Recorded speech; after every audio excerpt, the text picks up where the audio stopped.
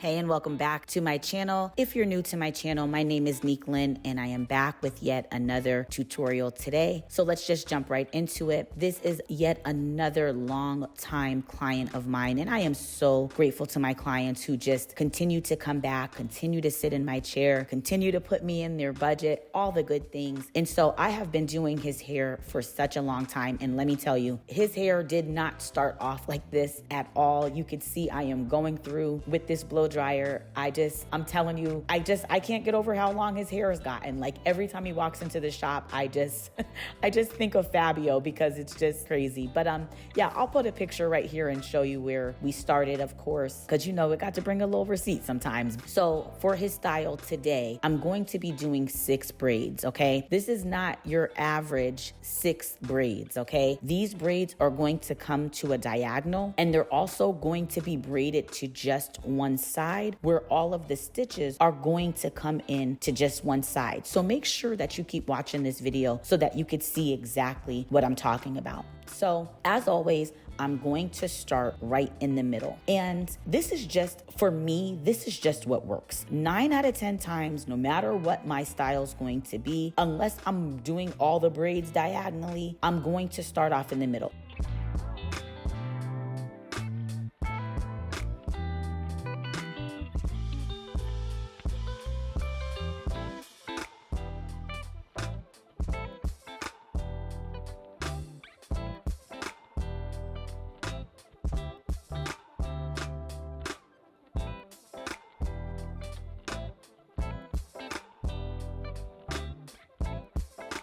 So see, this is a picture of what he's going to be getting. Now, that was actually a style that I did before, but he wants it again. So we're gonna do it again. Even though I've done this style before, I'm still pre-parting. So if you are a pre-parter, I want you to drop a heart in the comments, because for me, it just works. I talk about it on many of my tutorials, but it does give me a plan, and I braid more confidently with a plan. So I like to go through and just section it out, clean up my parts, take the end of my comb, go through. This is a part that I am so adamant about on my channel because I really want for people to see the work that goes behind these styles. You know, we see all these beautiful styles online and we see them so sped up and we see them just happen so quickly, and we don't always really see the amount of preparation that goes into creating the masterpieces that we actually create. Don't be afraid to take your time and part your style out. Commit to that part, so that way when you start your braids, you are starting from a place of, okay, cool, I know that everything is even.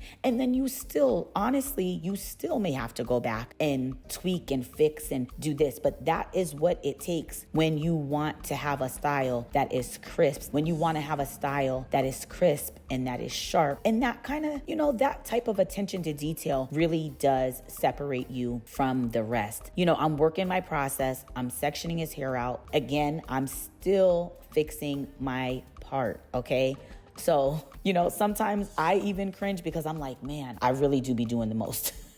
But at the same time, you know, my clients really appreciate it because they know that I am not going to start their braids until I am absolutely 100% comfortable with where the style is going.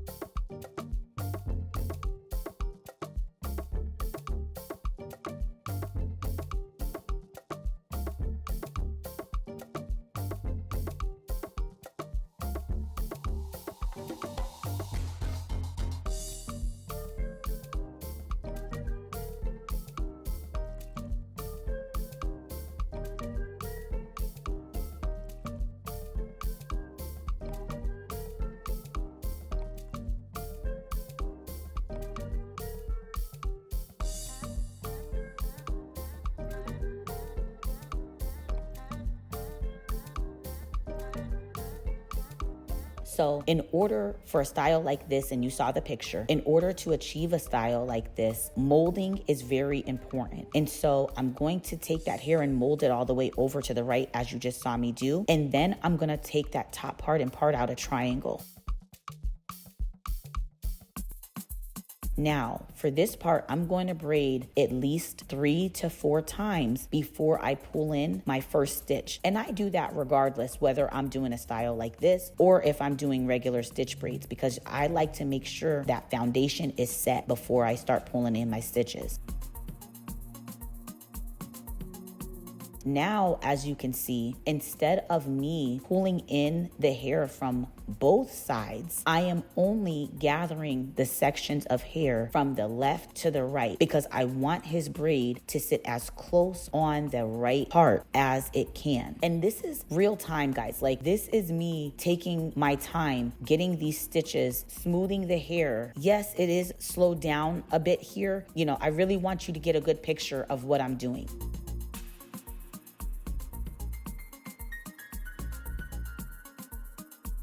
So I'm just gonna go ahead and do the same thing all the way down the rest of the braid. If you're enjoying this video already and you're finding value, I want you to go ahead and hit the like button. You liking the video lets me know that you like this style of content, and it helps me to create more pieces of content and more tutorials like this one.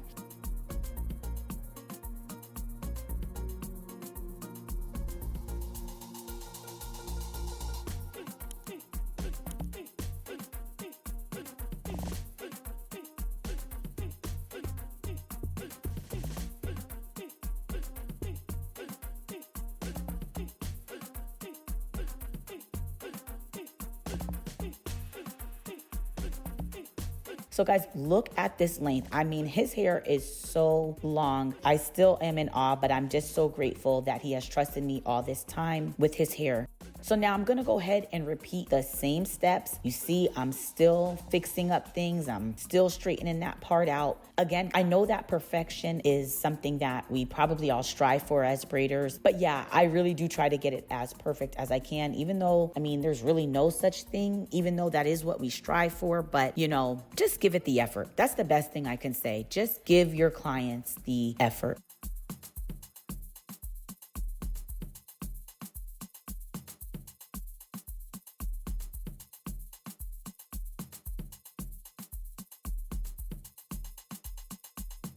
So I'm gonna go ahead and mold this section down again. This part is so important, as I had said earlier on the first braid, that we want to make sure that the hair is nicely placed all the way over to the side that we're gonna braid. I'm even going inside this section and molding it down so that when I pull in my stitches, they pull in nice and clean. So now let's go ahead again, take that triangle section there. We're gonna braid a few times. That's 2, 3, 4. Okay, now we're gonna pull in our stitches again. Now let me ask you this, because I know that so many of us stitch so many different ways, and you can see that I'm using my nail, but there's other tools and people use a comb. There's other things that we can do to stitch. So let me know in the comments, what do you find to be the most effective method for your stitch braids? For me, it's really just been my nail. I do like the comb, don't get me wrong. I do think that the comb does provide clean stitches as well, but to me, I like the continuous motion and the continuous flow of just being able to pick up the hair as I go versus me having to stop every time and pick up the comb for each side every time I have to pull the hair into the braid. So for me, I just find that my nail works the best. And so let's go ahead and get to this braid here on this side. Now this side is a little bit different. Now he does get a taper, so I always like to make sure that the hair that's in the taper part is always combed down away from my braid. And now for this braid, because his barber is going to have to get underneath the braid to fix up his taper, which actually my husband's gonna do. So shout out to my husband for fixing up this side of the taper. But I don't want my braid too close to it because I want the barber to be able to comfortably get the guard where it needs to lay in order to get that taper more blended in. So for this braid, I brought it down, but not all the way. Okay, I hope that makes sense. But if you have any questions, of course, feel free to leave your questions in the comments. So now I'm just gonna go ahead, like I've been braiding this all the way down. I try my best to braid down as far as I absolutely can prior to using my rubber band.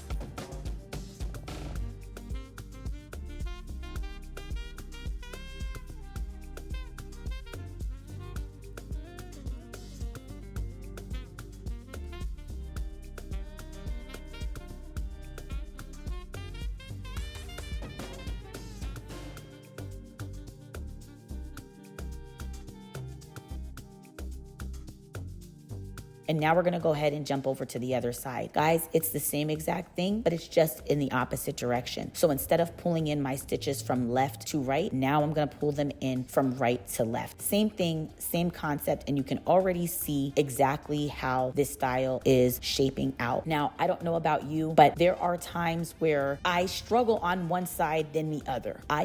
Surprisingly, there are times where I am stronger at pulling in my stitches that go from the left in than I am from the right. I have no idea why that is, but it's just something that I've noticed about my braids. I try my best to get it as close as I can, of course, but it's just something that I notice, and maybe just something that even I need to work on. But as you can see, it is still coming out very nicely, very consistent. I'm very happy with it. This is actually probably the third or even fourth time that he's gotten this style. So hopefully when he comes next week, we're gonna work on something different. And who knows, maybe if you guys want, I'll record next week's video so we could see what he gets. If you want an update to see what we went with, drop it in the comments, let me know, and maybe I can record another tutorial for his next style. So again, I'm doing the same thing. I'm evening out that line, and again, want the barber to be able to nicely shape that taper up. And I'm not going to bring the braid all the way down to the end of the section.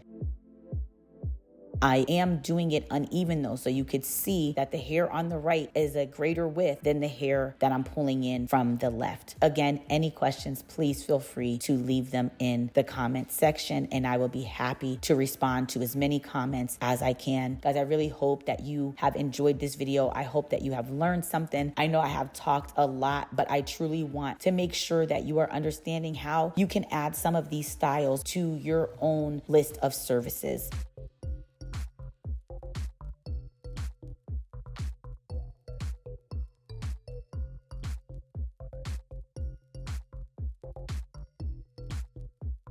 So I'm gonna go in with my finishing touches. I'm using the Vigorol mousse. I've been using that a lot lately, but you guys know I do also like the red Shine and Jam setting foam as well when I could get my hands on that. So, lay the style down, make sure you're getting your flyaways, clean it up good. And guys, let me know what you wanna see next. I know that we are probably gonna do another video with an odd amount of braids. So guys, this is the end of the video. I hope that you enjoy. Make sure you subscribe to the channel, and I'll catch you in the next one. And as always, God bless.